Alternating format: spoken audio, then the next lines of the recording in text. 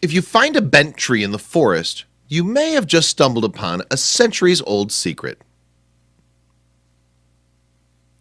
Trees come in all sorts of shapes, sizes, and colors, but one of their few unifying characteristics is that they stand tall, reaching up towards the sky.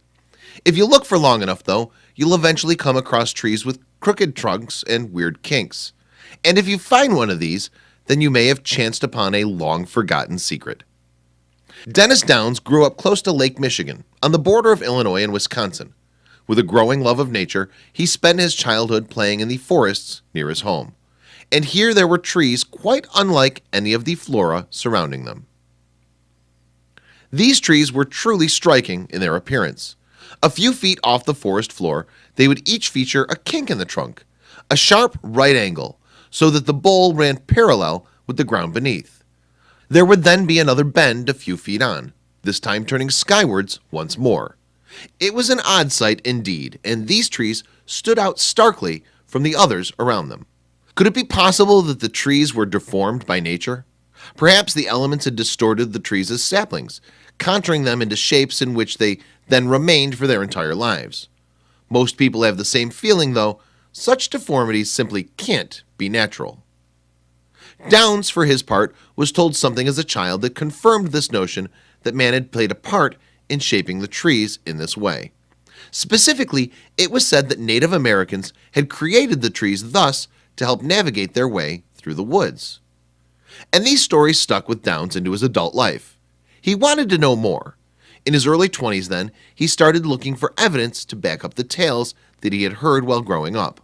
What's more, before long he began to unearth evidence regarding what had really been going on. Crucially, Downs came across records made by geologist Raymond Jansen. Now a painter and sculptor, Downs himself spoke to Atlas Obscura in January 2016. He told the website, "I was determined to go everywhere he went, so it was that he followed in the footsteps of Jansen." Downs would actually follow Jansen's work for the next 4 decades. While working in the 1930s and 1940s in Illinois, the geologist had also been intrigued by the strange trees. In fact, his fascination with them led him to study them across 13 states. Over the course of his research, he would furthermore set out guidelines on what exactly was unique about the curios. Jansen would in fact write 4 papers based on his research on the subject. In one he stated, "The casual observer views them merely as deformed freaks, but careful observation and comparison of the nature of the deformities indicate that these trees did not acquire their strange shapes simply by accident." Using Jansen's work as his starting point, Downs would continue down many other avenues. Soon, moreover, he began finding information of his own. Indeed, he found evidence not only of more marker trees, but also of the locations where others had once been before being removed. What's more, at the root of it all, Downs had, as alluded to, been told that the trees had been deliberately shaped by Native Americans. These indigenous people would apparently use the trees as milestones on trails. In this manner, the markers would guide the people's way through forests and across rivers, or be used to mark points of interest such as freshwater springs. The trees were in fact a rudimentary navigational tool, long before the age of GPS. Downs also noted that the information provided by the trees may have been crucial for those navigating by them. He said having the knowledge of these trail trees could mean the difference between life and death, between eating and starving, between crossing the river correctly or incorrectly.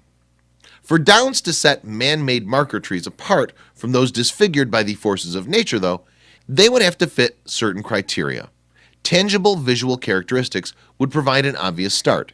In trail marker trees, the kinks are, for example, never too far from the forest floor. Why? For the simple reason that someone once manipulated the given tree into a shape. Then the age of the tree would need to be taken into account. It would need to be old enough to have been alive when Native American tribes were known to populate the area. The starkest evidence that Downs discovered, though, came from those who had personally seen the technique being practiced. Earl Ochingwanigan, a Smithsonian advisor and professor emeritus, had witnessed a trail marker being shaped in 1933 by a pair of then septuagenarian tribal elders. Moreover, he took Downs to the site. Once upon a time, these markers were a far more common sight. Over the course of the 20th century, however, many forests across America and the markers they contained have been lost to make way for roads and highways. Furthermore, most marker trees are aged between 150 and 200 years old. This means that they won't survive for much longer. And with no legal protection in place to preserve them, there's no unified strategy to save them from disease or from felling. They may also simply fall victim to storm weather.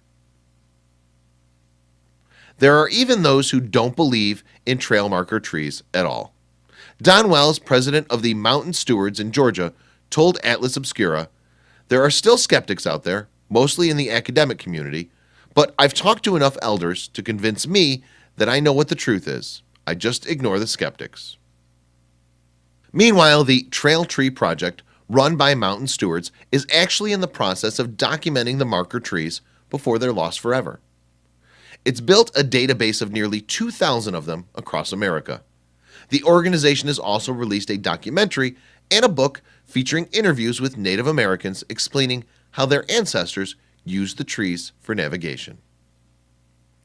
However, although groups like the Mountain Stewards are fighting to preserve the trees and their fascinating history, they won't be around forever. And yet, as Downs told Atlas Obscura, if there are only a few hundred of these unique living artifacts left, that's enough.